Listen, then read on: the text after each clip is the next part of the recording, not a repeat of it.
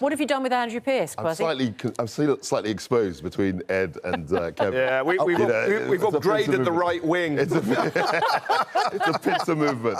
In his absence, do you think we should start with the Daily Mail? I mean, it's the Mail splash. BBC chiefs should face charges over Glastonbury and broadcasting the Bob Vylan set, leaving it up for 5 hours. But isn't the first question for the police the decision they're going to make about the rapper group themselves? I think you're absolutely right. I mean, I think blaming the BBC is one thing, but you've got to actually put personal responsibility on the artist, the rapper who was inciting, I think, people to murder. I mean, that was what he said. Because of the chant of death exactly. To the IDF, I mean, and not just saying it, but then, which in itself is offensive, but then getting a whole crowd of people to chant along as well. While you talk about it, I'm just going to find the tweet that our colleague and friend Rob Rinder had put out yesterday. At Glastonbury yesterday, a band called for Inshallah from the river to the sea. The crowd cheered. And when I hear that phrase chanted with joy, I feel fear. And whoever you are, so should you. Most people don't understand what it means, but it's been used for decades by those who want to erase Jews from where their language, faith and indigenous culture began, a place that was meant to offer refuge when the rest of the world shut its door. It calls for a world without Jews. From the river to the sea doesn't call for peace.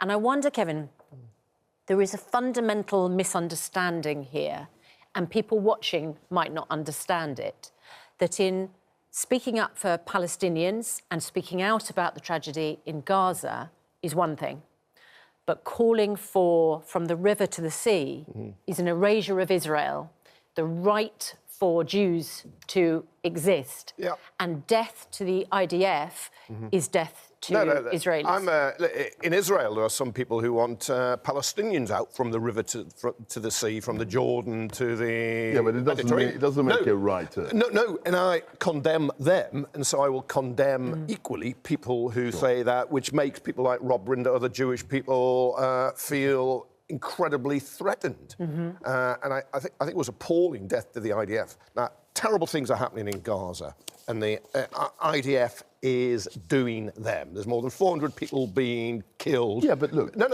I'm coming. There's terrible things... Can you imagine, being killed queuing for aid. So there are terrible events on the ground. And criticism of those things is absolutely but understandable. That does not... Do you want to call for other people to be killed? I mean, that is it. No. Could you imagine if the band were leading a chant of death, death to the British Army, do you think that feed would have been pulled?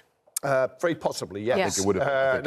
And I think that's definitely that is an issue. Why wasn't it done earlier? Now, if they're going to fall back and say it's somehow artistic, which they may, because it's at Glastonbury, I think they've made the wrong call there, because this isn't kneecap waving a flag, which there's a case going, nothing's been found yet, and there's denials of breaching the law there. But that's one thing. But I think leading a chant for people to be killed. Now, you see, Rob Rinder's picked up on something there, because criticising Israel is not automatically anti-Semitic when you look at what Israel has done. Of course not. But if Jewish people feel that what is said, because it's advocating violence, is anti-Semitic, then I think we've got to view and accept that is anti-Semitic. If a community in Britain is feeling really under attack, we have to respect that. But what Rob is saying is that it's not just about criticising Israel's policy. They're trying to wipe out... The river to the sea is trying to wipe out the state of Israel. And that's why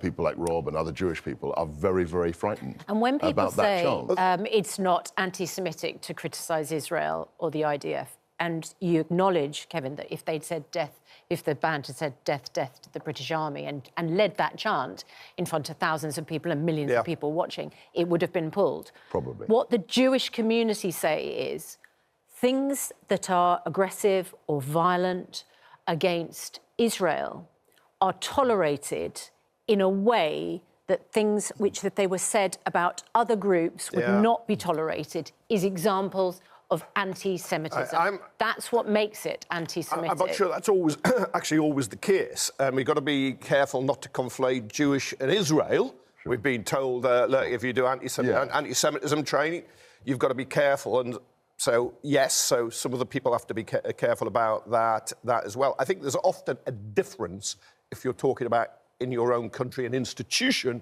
and an institution in another country. Because you hear people destroy Hamas, you see people eradicate, eliminate Hamas. Well, we all know what that means.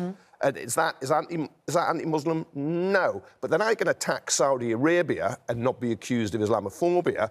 But the question with Israel, there's only one Jewish state. And that's where we have to be aware of Israel. You can criticise their policy, but you can actually confirm and support its right to exist. What the terrifying thing is the river to the sea basically means you just wipe out the state of Israel. And that is what people find very offensive. Yeah, but Rob put that very well. Yeah, but the people who use that phrase, some do not want to eradicate Israel, and some certainly do not want to eradicate Jewish people. What they're saying is Palestinians live between the river and the sea in that area, including Arab citizens of Israel who feel like treated as second-class citizens. And you have the occupied West Bank and the Gaza and East Jerusalem. No, you're putting a very pleasant interpretation. River to the sea, Israel is between the river and the sea. And so when Palestinians or people say river to the sea, that means you get rid of the from the river to the sea. That means you get rid of the state.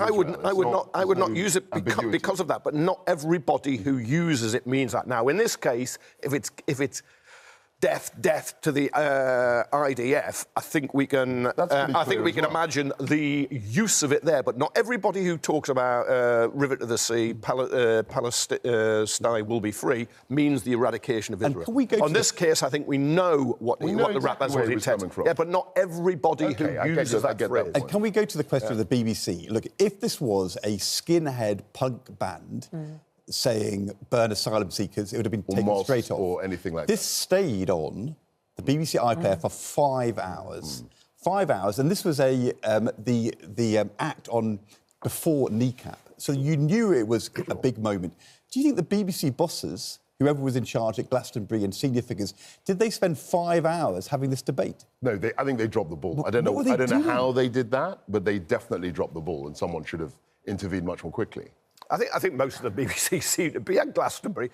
I think it's because it's got mixed up in a music festival. If it had been a political rally, then they would. And was said at Trafalgar Square or people have been the talking Albert about Hall. kneecap and the controversy of them appearing for a week. Wow. They must have been attuned to it. I mean, if you are the editor of the programme and senior figures in the BBC, it's not a surprise. And you know how it happens in corporations? Kneecap was on after the rappers, and kneecap wasn't being shown. And so they think, job done. We've solved the problem, and then they're not anticipating something beforehand. They didn't know what this guy was going to say. Let's face it. I mean, once they didn't know what. Once he said it, it was there for 5 hours. Well, if you take it off after 5 hours, you're showing it was wrong to have it up. So why didn't you take it after 4, 3, 2, 1, half an hour? OK, the BBC had emailed staff last Tuesday with updated guidelines. And the guideline said, material that contains hate speech should not be included in output unless it is justified by the context. And so the only inference you can make is that the producers watching that live output did not consider what Bob Vylan said was hate speech. I think they'll have been panicking. And they've been weighing it up. I don't think they could miss it. No. It's what do we do? Then go above us. But it's very hang on. If you watched it and you knew it was hate speech, death to the IDF, and you knew that from the river to the sea, Palestine should be free, is hate speech because that's how Jews, like Rob Rinder, explain it, then why wouldn't you take it down immediately? You can't say they panicked and therefore they left it up for 5 hours. No, but then they move on. The producers who watched it did not realise it was... Hey, that's the only inference you can make, isn't it? The producers who watch it, there would be senior figures watching it. If you have an incident... I'm talking about producers on BBC at a live event... collective. I mean, think about, football matches where a footballer has a heart attack on the pitch, immediately a decision is made, pull the pictures, pull the event, go to a conversation. I mean, they have protocols and procedures So to look, exactly the 5 deal with hours, these kind of events. The 5 hours and for some reason they didn't kick in. There was some sort of debate because you don't just really leave does. the thing. Yeah, it implies that they didn't know what to do. And some people were saying one thing and some people were saying another. They didn't know what to do, or they didn't understand what was said, the seriousness of what was said. Very possible. These are all, this is where the big debate will be, and there's going to be an email chain, there might be a WhatsApp chain, there'll be logs of calls, there's going to be an inquiry. We will get how a mistake's been made. Definitely. Yeah, Avon and Somerset Police, meanwhile, say that they're assessing the video evidence to determine whether any offences may have been committed that would require a criminal investigation. So there is no investigation yet. They are reviewing the video. But, of course, Telegraph this morning saying, is this two-tier justice? If the police do not investigate, then why is Lucy Connolly, who tweeted in the aftermath of the awful murders in Southport and ended up in prison for 31 months for tweets, which were seen by hundreds of thousands of people, but were withdrawn. She apologised. She pleaded guilty. She did plead guilty. Pleaded guilty. No, she didn't have to be jailed, did she? She pleaded guilty in the case. Now, if there's a prosecution, there may be a not guilty plea, and there may be a free speech. Let's see if the Free Speech Union jumps in here, a sort of right-wing organisation, only basically backs right-wing speech. Let's see if they jump in, or whether there is the artistic card play, that if this was a play, this was a film, I don't understand this was the a artistic thing. I don't understand the context. I mean, you said, oh, well, hate speech, but we've got to determine it by the context. If you say death No, I didn't say that. That's the BBC that's guidelines. Their definition, but that's the bit I don't understand. If you say death to whoever, what context could possibly justify that? All right, let's take Delilah, Tom Jones, right? He sings about, it's about domestic violence, killing... But that was like 45 years ago. No, but you'll still hear it sung. Football games, yeah, although I think the Welsh Rugby Union have asked for it not anymore. Now, was he advocating... domestic violence, he'd say no, he wasn't. Or Freddie Mercury, Bohemian Rhapsody, Mama just killed a man. Yeah, but death to somebody, whoever, it's pretty clear what that means, right? It seems... I mean, how are you going to twist and turn that? But there are, with rap music, sounds like advocating violence against the police and the institutions and killing people often. And then do we get into an area where we're going to criminalise rap above other areas? I think at a live concert... If it was a white skinhead band saying burn asylum seekers, it would have been obvious, and it's not clear why this is not as obvious. I don't understand why you're being so... I agree. No, but I'm trying to look at it from other people's points of view and why they might find it acceptable. Kevin, if you say death to asylum seekers... That would have been pulled within 2 seconds. Well, death to anybody. Exactly. I want people, very clear. I want people to stop killing each other. But Kevin, you make an interesting point about rap music. He didn't literally intend people to kill. And certain gangster rap as well, because, of course, there are lots of families of victims of knife crime who say that there is an element of that kind of music which does incite violence. The context wasn't the words he had written. The context was him speaking directly to the crowd in order to getting them to chant. Well, chant it back. It was a political context. I think it was appalling. I'm taking the Rob Rinder line here and how he felt and how other people would. OK, well, we will be discussing that throughout the programme. Get in touch with us about that. Let us know what you think. Meanwhile, the Prime Minister did another U-turn at the end of last week and will not go ahead with the welfare cuts that he had previously backed and said that he was definitely going to go ahead on, and the criticism was just noises off. Now it's not noises off. Those noises... They've won. They have won. Yeah, that's right. Over the weekend, there were a number of interviews with the Prime Minister. I think each of them said that they were exclusive interviews.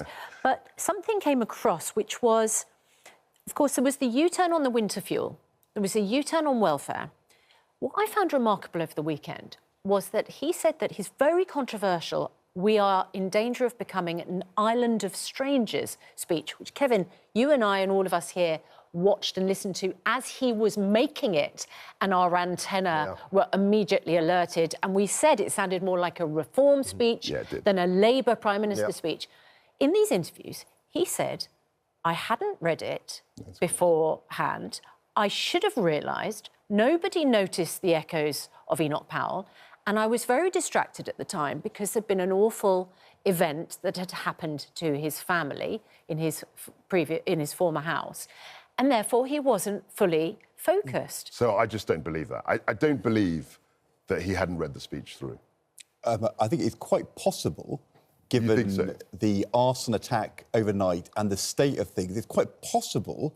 I mean, so you think he read it blind? Do you think he essentially I think it is presented it to him and he just read the words? How is the Prime Minister reading a keynote speech on the most sensitive issue in the country without having read it beforehand? You would think he would have read it the day before or the day before that. But it would have been in his box. Over that night... You know how it works. It would have been in his ministerial box. His house was firebombed. Yeah, there were... In which case, he shouldn't have done the speech. If he wasn't in the right frame of mind, he shouldn't have done it. No, but they then spent the next 48 hours saying from Downing Street... It's what he wanted to say. Exactly right. It's what he believes. Exactly right. They set out ministers to defend it. And they defended it and they held the line. Even if he hadn't read it, because there was an arson attack on his house, you can't say it and then say he meant it, and then a month later say, actually, I didn't mean it. I remember a general election camp, I think it was 2015, when David Cameron read a speech in which he said he was the... a supporter of West Ham United when he's asked in Villa. Yeah, he didn't know. And they wear the same colour shirts. It wasn't a speech. It wasn't a speech. He just said it. No, and then he realised that it was written, I think. He was reading it. The only justification would be if it was written. Because you don't just on the hoof forget the name of your football team. Then why would you read it? I don't know. Why would you read it? If you support Aston Villa, why would you read it? Imagine. I think the question here, actually, is why is he employing people who are so ignorant about Enoch Powell. But they were like 25. You know how it works. They knew exactly what they were doing. Or putting in these phrases, which are incendiary and boomeranged and deservedly so very badly. So what this is... And he's got to take responsibility for that. It's purely political. What he's had is a revolt on the left. And, of course, the left were very upset with that speech, the Island of Strangers. So now he's more complicated. Trevor Phillips has got an article in the Times today saying, I can't believe he's walked away from Islands of Strangers, a really important phrase, which I agree with. I mean, there are people on the left. I think Trevor is on the left. No, but you can see he's trying to pivot to keep people on side. The Times it's not going to work, necessarily. The Times reports today, I mean, this is the beginning of the week where we... in inverted commas, celebrate the first year of the government. Professor Curtis, John Curtis says, Starmer's first year is the worst ever start for a Prime Minister, Labour or Conservative, measured by the fall in their party standing over the first year. What's gone wrong? That's an elected Prime Minister. There's been worse Prime Ministers who've replaced others. Sorry. I don't think that was a year. Are you raising the spectre of Liz Truss, Kevin? Can you imagine? If it carried on for a year, Kevin, it would have been... It was 49 days, or 42 for yours. 49. For me, it was 38. It has gone incredibly badly wrong for Starmer and Labour. Now, we've got to remember, the electoral system gave them this thumping parliamentary majority, but they only got 34% of the vote. They were only 2% up on Jeremy Corbyn in 2019. The reason they got that big majority... Corbyn got a higher percentage in 2017 and 19. No, he got 32 in 2019. Okay. But the Conservatives got 44. That's right. And the Conservatives fell 20 points from 44 to 24% share of the vote in 5 years. 2014, in 5 years. And that's why he got this big majority. So there wasn't a huge groundswell of opinion behind him, but he's thrown it away with things like with the winter fuel payment. That's the one. I think that's the one measure that did the most damage. Island of Strangers was polled quite well for them. It did. With the country, but not with his supporters. But not with the left. Where does it leave Sir Keir Starmer? If every time he introduces a policy, people go, well, I'm not sure that's going to last. I think he's got a big problem. And now, every time he says something powerful, strong, might connect with some people, as you say, Trevor Phillips, others, and then a month later says, I didn't mean that. Also, the backbenchers are now Where's his credibility? The backbenchers are now completely empowered. So anything slightly controversial the government proposes, the backbenchers will feel empowered to oppose.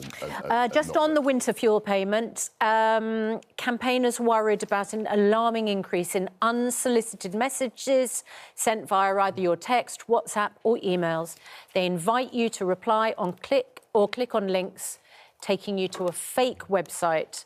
They say that your DWP records show you haven't submitted your application for the winter fuel allowance.